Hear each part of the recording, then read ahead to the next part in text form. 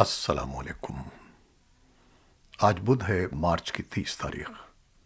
پاکستان میں سر شام کے 7، بھارت میں 7:30، اور یہاں ہمارے اسٹوڈیوز کی گھڑیوں میں صبح کے 10 بج رہے ہیں۔ وائس آف امریکہ واشنگٹن کی اردو سروس سے میں ہوں خالد حمید، خبروں کے ایک بلٹن کے ساتھ۔ وفاق میں حکومت کی اہم اتحادی متحدہ قومی موومنٹ نے بالآخر تحریک انصاف کے اتحادی کے طور پر وفاقی حکومت سے علیحدگی کا باقاعدہ اعلان کر دیا ہے، اور پارٹی کے دونوں وفاقی وزراء نے اپنے استعفے وزیر اعظم عمران خان کو بھیج دیے ہیں۔ ان کی ایک اور اتحادی جماعت بلوچستان عوامی پارٹی پہلے ہی حکومت سے الگ ہونے کا اعلان کر چکی ہے۔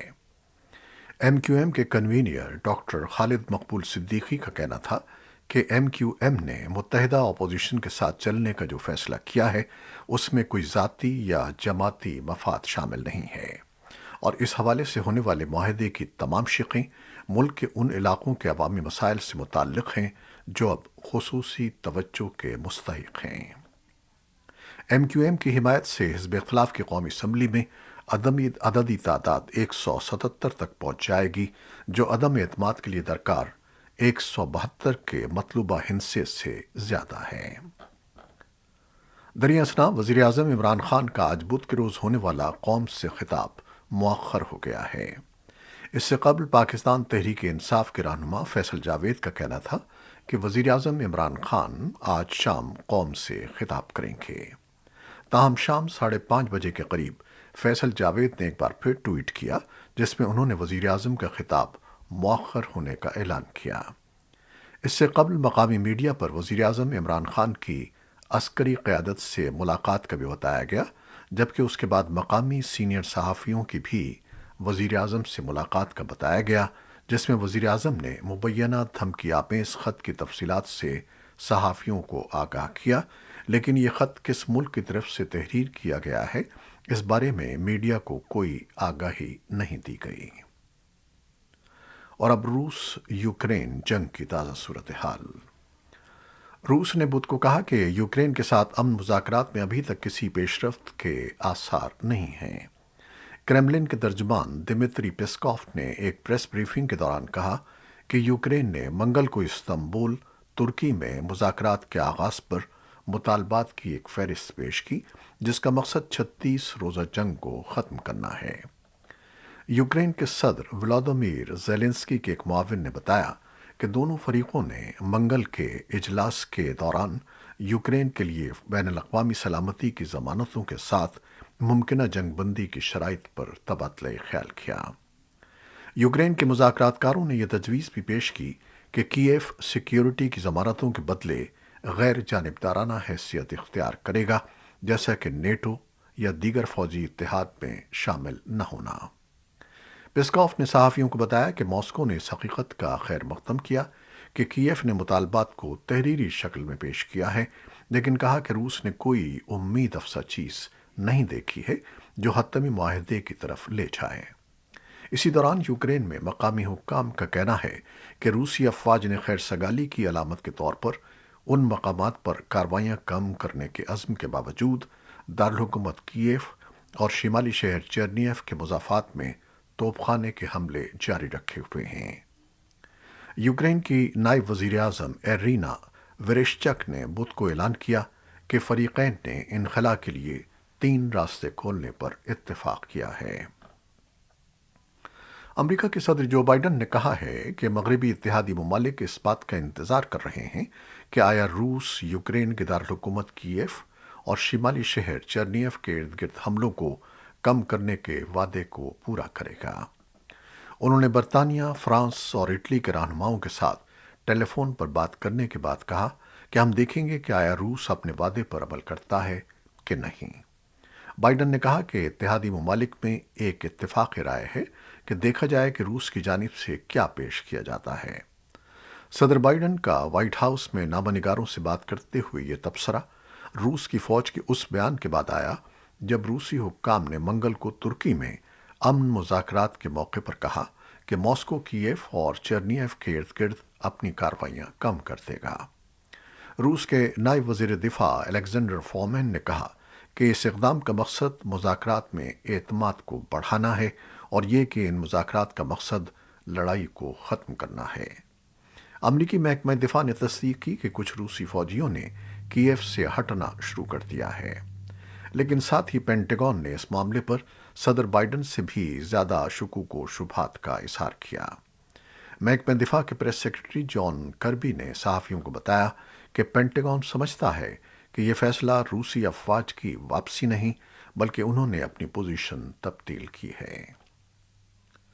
پاکستان کے وزیر اعظم عمران خان اور یوکرین کے صدر ولادیمیر زیلنسکی کے درمیان ٹیلی فونک رابطہ ہوا ہے۔ پاکستان کے وزیر اعظم کے دفتر کی جانب سے جاری کیے گئے اعلامیے کے مطابق دونوں رہنماؤں نے یوکرین کی صورتحال پر تبادلہ خیال کیا۔ اعلامیے کے مطابق عمران خان نے یوکرین میں جنگ جاری رہنے پر تشویش کا اظہار کرتے ہوئے کہا کہ پاکستان چاہتا ہے کہ یوکرین تنازع بات چیت کے ذریعے حل ہو۔ وزیر اعظم عمران خان کا کہنا تھا کہ وہ مسلسل انتباہ کر رہے ہیں کہ اس تنازع کے عالمی اثرات مرتب ہوں گے، جبکہ ترقی پذیر ممالک میں تیل اور دیگر اشیاء خوردونوش کی قیمتوں میں اضافہ ہوگا۔ عمران خان نے بتایا کہ یوکرین تنازع کے بعد پاکستان نے یوکرینی عوام کی مدد کے لیے امدادی سامان پر مشتمل 2 C-130 طیارے بھجوائے ہیں۔ اعلامیے کے مطابق وزیر اعظم عمران خان نے یوکرین سے پاکستانیوں کے انخلاء میں تعاون پر یوکرینی صدر کا شکریہ ادا کیا۔ امریکہ کے محکمہ خارجہ نے منگل کو ایک ٹریول ایڈوائزری جاری کی جس میں امریکی شہریوں کو خبردار کیا گیا کہ اگر وہ روس کا سفر کرتے ہیں تو روسی حکام انہیں امتیازی طور پر الگ اور ہراساں کر سکتے ہیں اور حراست میں بھی لے سکتے ہیں۔ اس سے قبل محکمہ خارجہ نے لیول 4 کی ٹریول ایڈوائزری جاری کی تھی جس میں امریکی شہریوں کو خبردار کیا گیا تھا کہ وہ روس کا سفر نہ کریں اور اگر وہ اس ملک میں موجود ہیں تو فوری طور پر وہاں سے روانہ ہو جائیں۔ محکمے نے امریکی شہریوں کی مدد کرنے کی اپنی محدود صلاحیت کے متعلق خبردار کیا تھا۔ اقوام متحدہ کی فوڈ ایجنسی کے سربراہ کا کہنا ہے کہ یوکرین پر روس کا حملہ دوسری جنگ عظیم کے بعد بدترین عالمی غذائی بحران کا باعث بن سکتا ہے۔ ورلڈ فوڈ پروگرام کے سربراہ ڈیوڈ بیزلے نے سلامتی کونسل کو بتایا کہ دنیا بھر میں 125 ملین لوگوں کے لیے اناج کا 50% یوکرین سے آتا ہے۔ انہوں نے خبردار کیا کہ ادارے کو یمن جیسے جنگ زدہ علاقوں میں راشن میں کٹوتی شروع کرنی پڑے گی، جہاں خوراک، ایندھن اور شپنگ کے بڑھتے ہوئے اخراجات کی وجہ سے فراہمی میں نصف کٹوتی کی جا چکی ہے۔ بیزلے نے سلامتی کونسل کو بتایا کہ یوکرین کے کسانوں کو بیلاروس اور روس سے کھاد کی مصنوعات کی کمی کا سامنا ہے، جس سے یوکرین کی فصل 50% تک کم ہو سکتی ہے۔ امریکی نائب وزیر خارجہ وینڈی شرمن نے صورتحال کا ذمہ دار روسی صدر ولادیمیر پوٹن کو ٹھہرایا۔ انہوں نے کہا کہ روسی افواج نے بحیرہ اسود کی بندرگاہوں سے سامان لے جانے والے کم از کم 3 سول بحری جہازوں پر بمباری کی ہے اور روسی بحریہ پر الزام لگایا کہ وہ اناج کی برآمدات کی فراہمی کو منقطع کرنے کے لیے یوکرین کی بندرگاہوں تک رسائی کو روک رہی ہے۔ لیکن عالمی ادارے میں روس کے ایلچی ویزلی نیمنزیا نے خوراک کی بڑھتی ہوئی قیمتوں کا ذمہ دار امریکہ اور دیگر مغربی ممالک کی طرف سے اپنے ملک پر عائد کی گئی پابندیوں کو قرار دیا۔ نیبنزیا نے کہا کہ روسی بحریہ نے بحری جہازوں کو یوکرین کی بندرگاہوں سے نکلنے کی اجازت دینے کے لیے ایک محفوظ راہداری قائم کی ہے۔ یورپی یونین کے کئی ممالک نے درجنوں روسی سفارتکاروں کو بے دخل کر دیا ہے، جن میں سے کچھ کے خلاف یہ اقدام مبینہ طور پر جاسوسی کے الزام میں اٹھایا گیا ہے۔ آئرلینڈ کے وزیر اعظم نے منگل کو روسی سفارتکاروں کی بے دخلی کو ایک مربوط اقدام قرار دیا تھا۔ خبر رساں ادارے ایسوسی ایٹڈ پریس نے ایک رپورٹ میں کہا کہ ماسکو کے یوکرین پر حملے کے بعد روس اور مغرب کے درمیان تعلقات منجمد ہو گئے ہیں۔ مغربی یورپ کے ملک نیدرلینڈز نے کہا ہے کہ وہ 17 روسی شہریوں کو ملک بدر کر رہا ہے، جن کے بارے میں بتایا جا رہا ہے کہ وہ خفیہ سرگرمیوں میں ملوث تھے۔ بیلجیم نے کہا کہ وہ 21 روسیوں کو نکال رہا ہے۔ جمہوریہ چیک نے ایک روسی سفارتکار کو ملک چھوڑنے کے لیے 72 گھنٹے کا وقت دیا۔ آئرلینڈ 4 سینئر روسی اہلکاروں کو کہا کہ وہ ملک چھوڑ دیں، کیونکہ ان کی سرگرمیوں کو سفارتی رویے کے بین الاقوامی معیار کے مطابق نہیں سمجھا گیا۔ پاکستان کے صوبہ خیبر پختونخوا کے جنوبی شہر ٹانک میں فرنٹیئر کانسٹیبلری کے ایک کیمپ پر عسکریت پسندوں کے حملے میں 6 اہلکار جان کی بازی ہار گئے اور 27 زخمی ہو گئے۔ جوابی کارروائی میں 3 حملہ آوروں کے بھی مارے جانے کی اطلاعات ہیں۔ کالعدم شدت پسند تنظیم تحریک طالبان پاکستان نے اس حملے کی ذمہ داری قبول کی ہے۔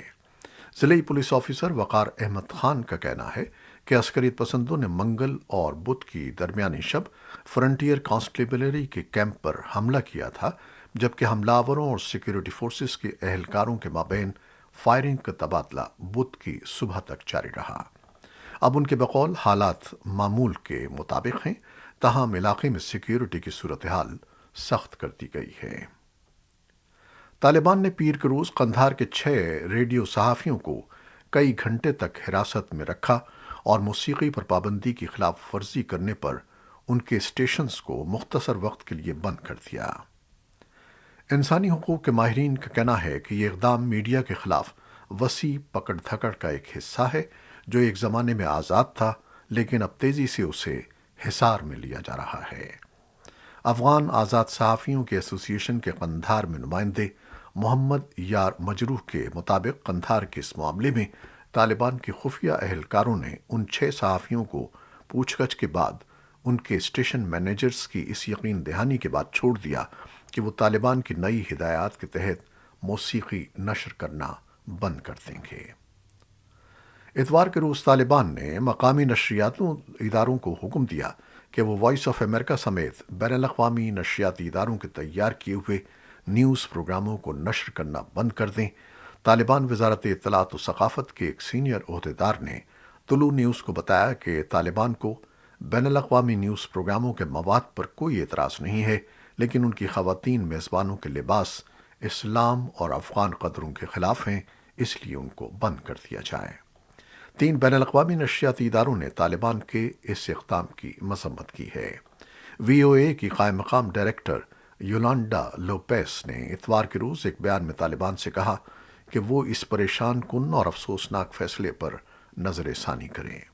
لوپیس کا کہنا تھا کہ طالبان کی طرف سے خبروں کے مواد پر پابندیاں اس آزادی اظہار کے خلاف ہیں جس کے افغان عوام مستحق ہیں۔ امریکی ایوان نمائندگان کی خارجہ امور کی کمیٹی کے ریپبلکن رکن مائیکل میک کال کا کہنا ہے کہ طالبان کی میڈیا پر حالیہ بندش عام طریق کے خلاف ہے۔ میک کال نے وی او اے کے لیے ایک بیان میں کہا کہ طالبان ایک بار پھر اپنا اصلی رنگ دکھا رہے ہیں اور امریکہ کو آزاد میڈیا کی حمایت جاری رکھنی چاہیے تاکہ وہ طالبان کی میڈیا پر دباؤ اور انسانی حقوق کی خلاف ورزیوں کا مقابلہ کر سکیں۔ چین کی وزارت خارجہ نے کہا ہے کہ افغانستان کے پڑوسی ممالک کے وزرائے خارجہ 30 اور 31 مارچ کو چین میں ملاقات کر رہے ہیں اور قائم مقام وزیر خارجہ امیر خان متقی کو مذاکرات میں شرکت کی دعوت دی گئی ہے۔ طالبان کی وزارت خارجہ کے نائب ترجمان ضیاء احمد تکل نے بتایا کہ مولوی امیر خان متقی کی قیادت میں طالبان کا وفد بدھ کو چین پہنچا ہے۔ اس دوران امریکہ، چین، روس اور پاکستان چین میں ٹرائیکا پلس میٹنگ کریں گے۔ چین کی وزارت خارجہ اور امریکی اسٹیٹ ڈپارٹمنٹ نے منگل کو بتایا کہ ایک اعلیٰ امریکی سفارتکار اس ہفتے چین میں اپنے چینی، روسی اور پاکستانی ہم منصبوں کے ساتھ افغانستان کے مسائل پر بات کرنے کے لیے ملاقات کریں گے۔ ممبئی ایئرپورٹ پر امیگریشن حکام نے منگل کے روز سرکردہ بھارتی خاتون صحافی اور مصنفہ رانا ایوب کو لندن جانے والی پرواز کی روانگی سے عین پہلے جہاز میں سوار ہونے سے روک دیا۔ رانا نے بتایا کہ وہ London international centre for journalists کے زیر اہتمام ایک تقریب میں شرکت کرنے کی غرض سے جا رہی تھیں۔ وہ لندن سے اٹلی جانے کا بھی ارادہ رکھتی تھیں، جہاں انہیں ایک بین الاقوامی صحافتی میلے کے دوران بھارت میں جمہوریت کے موضوع پر بولنا تھا۔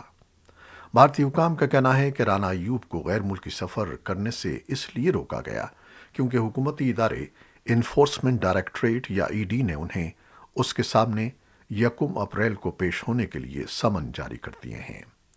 ای ڈی نے رواں برس فروری میں رانا ایوب پر لگائے گئے فراڈ اور منی لانڈرنگ کے الزامات کے ایک معاملے کے سلسلے میں ان کے اور ان کے والد کے بینک اکاؤنٹس میں جمع 1,77 کروڑ روپے منجمد کر دیے تھے۔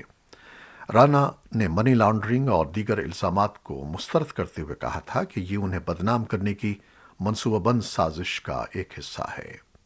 کئی صحافتی انجمنوں نے رانا کو غیر ملکی سفر کرنے سے روکنے کے اقدام کی مذمت کی ہے۔ آئی سی ایف جے نے ایک ٹویٹ میں کہا کہ وہ اس کے بقول خاتون صحافی کو قانونی طور پر ہراساں کرنے کی صریح مہم سے پریشان ہے۔ اسرائیلی شہر تل ابیب کے مضافاتی علاقے بنی براق میں منگل کو فائرنگ کے ایک حملے میں کم از کم 5 افراد ہلاک ہو گئے۔ حالیہ دنوں میں یہ تیسرا مہلک حملہ ہے۔ 2 روز قبل ہدیرہ میں 2 پولیس اہلکاروں کو گولی مار کر ہلاک کر دیا گیا تھا۔ ایک ہفتے پہلے 4 افراد کو چاقو کے وار کر کے ہلاک کر دیا گیا تھا۔ دونوں حملوں کی ذمہ داری اسلامک اسٹیٹ یا داعش نے قبول کی تھی۔ ایسوسی ایٹڈ پریس کے مطابق اسرائیل میں داعش کے حملے شاذ و نادر ہی کیے جاتے ہیں۔ اسرائیلی وزیراعظم نفتالی بینٹ نے منگل کی شوٹنگ سے چند گھنٹے قبل حالیہ حملوں کو ایک نئی صورتحال قرار دیا اور زیادہ حفاظتی اقدامات پر زور دیا۔ امریکہ میں فوڈ اینڈ ڈرگ ایڈمنسٹریشن یا ایف ڈی اے نے کووڈ وائرس پر قابو پانے کے لیے 50 سال یا اس سے زیادہ عمر کے لوگوں کے لیے فائزر اور ماڈرنا ویکسین کی چوتھی خوراک منظور کر لی ہے۔ اس سے پہلے چوتھی خوراک کی اجازت 12 سال یا اس سے زیادہ کے ایسے افراد کے لیے تھی جن کا مدافعتی نظام بری طرح متاثر ہے۔